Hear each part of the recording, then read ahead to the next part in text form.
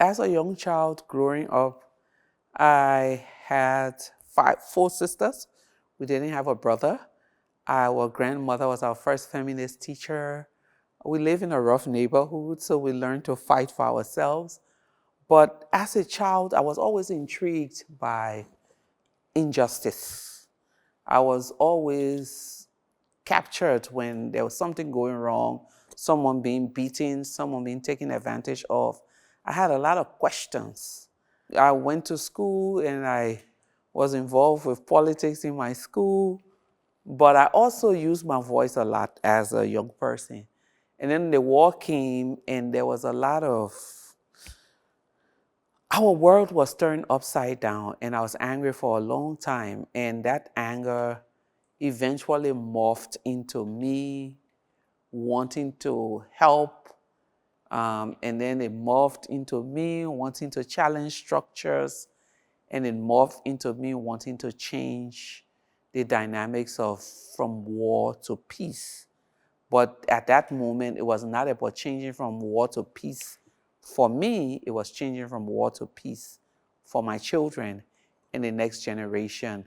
And over the last 20, almost 30 years of my life, my work life, I've done this in different parts of the world. And the essence of peace for me has morphed, has changed from being to end war into being not just the end of war, but the creation of conditions that give dignity to all. So for me, it's not just about, let's stop the war.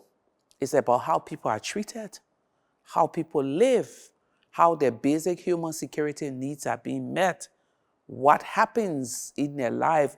Are they given a chance to be all that they want to be regardless of their orientation, social status, ethnicity, race, whatever? So that is what peace is for me. So if you ask me, do we have a peaceful country in this world? I will ask you, do we have a country where everyone can say, I live in dignity? And if one country and the people living in that country can say, oh yes, we live in dignity, then that country has peace. If you go back to biblical times, and when we started our work, we look at the examples of women in the Bible as our inspiration. Go back to Deborah.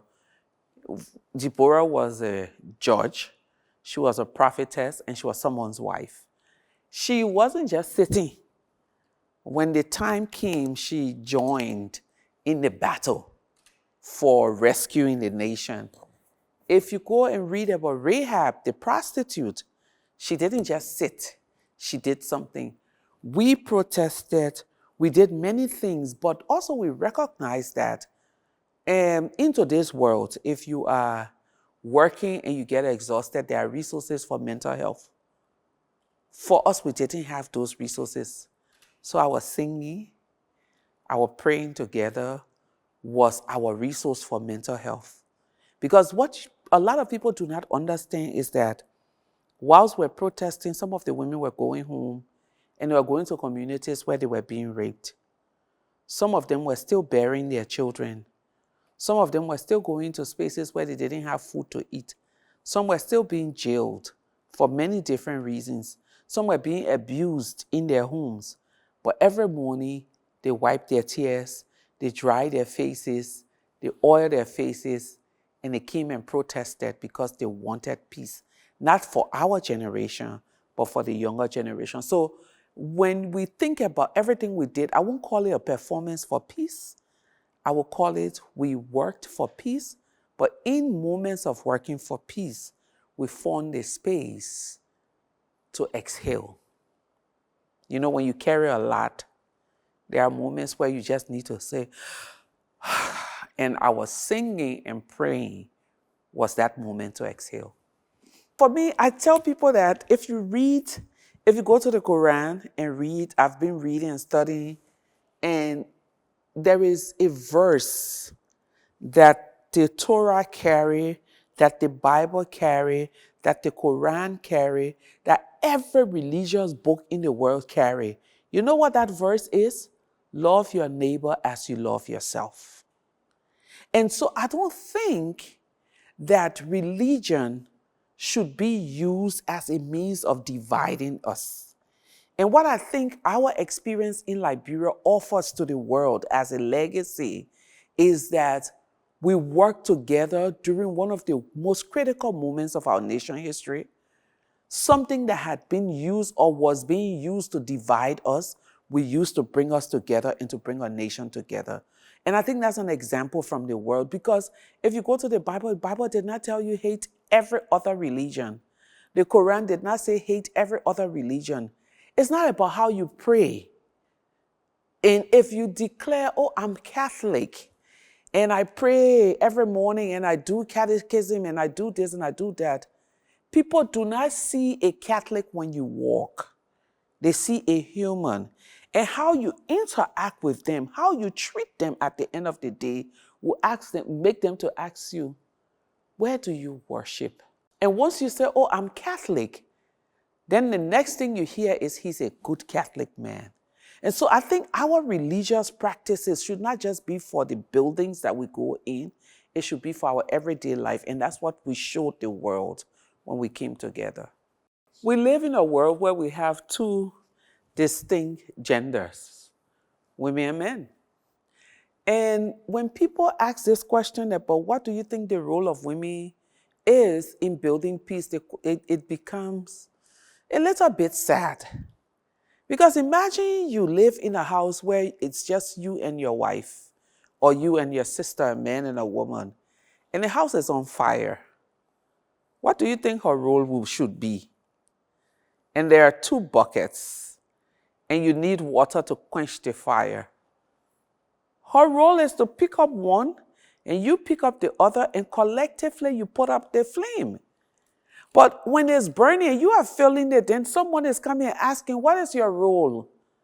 So I think when people begin to ask the question, what is the role of women, is basically saying, you don't exist. Because women's role in any situation is to contribute their unique skills and talents.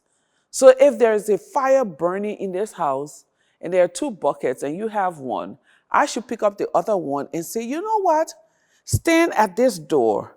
I will go and grab it. And as I hand to you, you pour. I go and hand and pour. So we're collectively using our intellect to put out the flame. There should never be a question of what is the role of women, because women's role is to function alongside men as equal partners, using their intellect for the greater good of the world that we live in. Education has a major role. But the question we all need to ask ourselves is, how are we doing education? That we live in a world now where we have more educated people than the past, but we have a more heartless generation than the past. Everyone is educated somehow. But when two people are fighting, in the past, my grandmother and your grandmother generation would stand up to separate them. Today, everyone would take out a cell phone to record them. Continue recording until someone is killed. The question is, what kind of education are we offering? And how can we transform that so that those that are being educated are educated in a way that we see each other's humanity? I think this is a moment in our world where we need to engage, not as Lord and servants, but as peers. And I'm glad that the university is thinking about going to Africa, because I feel like there are so many resources on the continent that could benefit this university. And there are so many resources here that could benefit the continent. And I would really love to see that kind of balance of intellectual exchange, research, and recognition of the gifts and talent that each group brings. So I'm very happy that they're thinking about branching out into Africa.